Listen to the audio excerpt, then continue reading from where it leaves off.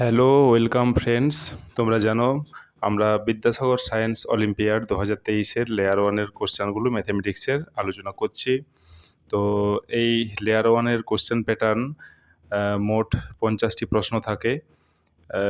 Physical সায়েন্সের মধ্যে physics থেকে 10টি, কেমিস্ট্রি থেকে 10টি, ম্যাথামেটিক্স থেকে 15টি আর লাইফ সায়েন্স থেকে 15টি, এভাবে 50টি কোশ্চেন থাকে। 2 মার্কস করে 100 নম্বরের প্রশ্ন, সময় থাকে 3 ঘন্টা। প্রতিটিতেই কিন্তু নেগেটিভ মার্কিং রয়েছে, হাফ মার্কস করে নেগেটিভ মার্কিং, ভুল উত্তর করলে হাফ মার্কস।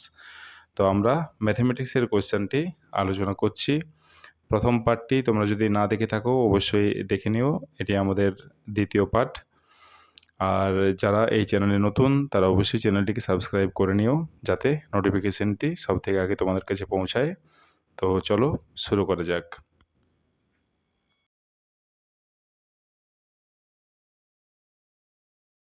প্রশ্নটি হলো, যদি কোনো ব্যক্তি বাসে চড়ে 30 মিনিটে 10 কিমি পথ অতিক্রম করে তাহলে বাসটির গতিবেগ কত হবে? তাহলে আমরা লিখতে পারি গতিবেগ ইকুয়ালস টু, যা ফর্মুলা, দূরত্ব বাই সময়।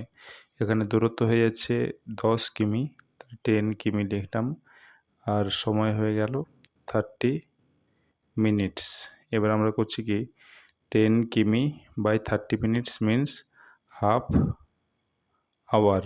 তাহলে এটা হয়ে যাচ্ছে কি 10 ইন্টু 2/1 কিমি পার আওয়ার, দ্যাট মিনস 20 কিমি পার আওয়ার, অর্থাৎ অপশন বি অ্যান্সার যেটা হবে, অপশন বি হয়ে যাবে 20 কিমি পার আওয়ার।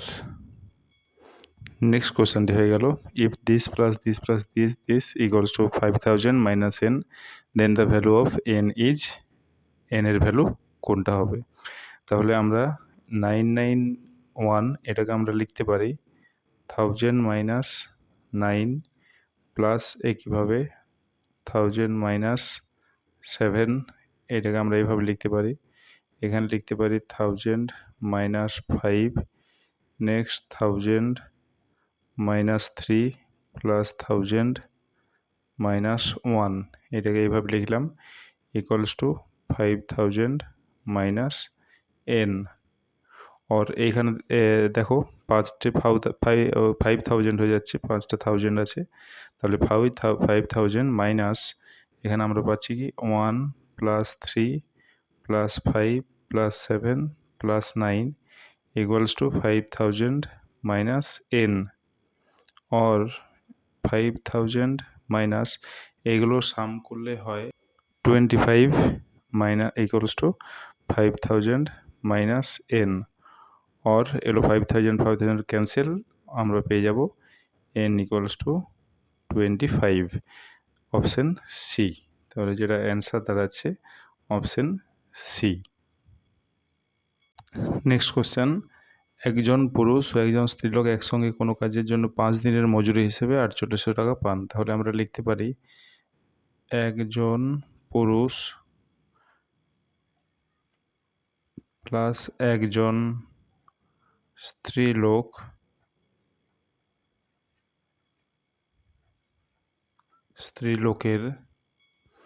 একদিনের মজুরি হবে 4800 বাই 5 এত টাকা, ইকুয়ালস টু 960 টাকা। এবার এখানে যেটা বলা আছে, পুরুষটির দক্ষতা স্ত্রীলোকটির চেয়ে 3 গুণ বেশি, অর্থাৎ আমরা একজন পুরুষ ইকুয়ালস টু আমরা বলতে পারি 3 জন স্ত্রীলোক, 3 জন স্ত্রীলোক।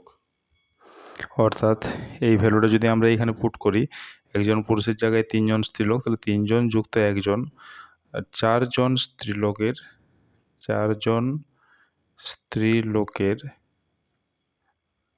একদিনের মজুরি দাঁড়াবে, একদিনের মজুরি হবে 960 টাকা। অতএব এখান থেকে পাবো একজন স্ত্রীলোকের একদিনের মজুরি, সেটা হবে 960 বাই 4, 4 দিয়ে ভাগ করতে হবে। তাহলে আমরা যেটা পেয়ে যাচ্ছি 240 টাকা, অর্থাৎ অপশান ডি এটা হবে answer. Next question, the ratio of two integers is 3:5 and their HCF is 12, their LCM. দুটি পূর্ণ সংখ্যার অনুপাত দেওয়া আছে এটি, তাদের গসাগু দেওয়া আছে 12। তাহলে আমরা যেহেতু 3:5 এই দুটি পরস্পর মৌলিক হয়ে যাচ্ছে, তাহলে আমরা লিখতে পারি যে সংখ্যা দুটি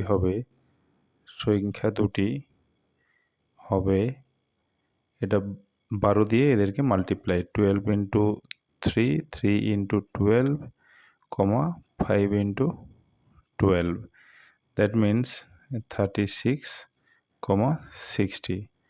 অতএব তাদের লসাগু যেটা হবে, তাদের লসাগু আমরা এইভাবে করে নিতে পারি 3 into 5 into 12, that means 180। তাহলে অ্যান্সার হচ্ছে অপশান বি 180।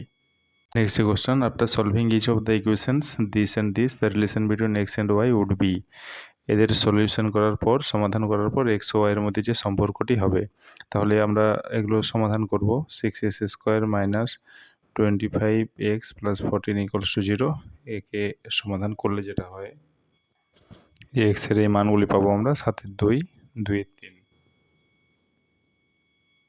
একইভাবে এই সমীকরণকে সমাধান করে আমরা যেগুলি পাবো, এগুলি সমাধান করে আমরা যেটা পাচ্ছি y এর ভ্যালু 2/3, 1/3।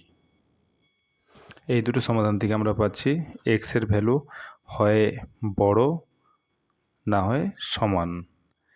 x এর ভ্যালু 2/3, y এর ভ্যালু 2/3 আছে, তাহলে আমরা এই দুটো থেকে আমরা পাবো x greater equal to y, x হয় y এর থেকে বড় বা সমান, অর্থাৎ অপশান সি কারেক্ট অ্যান্সার। আজ এ পর্যন্তই, পরের পার্টটি নিয়ে খুব তাড়াতাড়ি আসছি। কিছু জানার থাকলে অতি অবশ্যই কমেন্ট করো, আর পছন্দ হলে লাইক করো। Till then, bye by.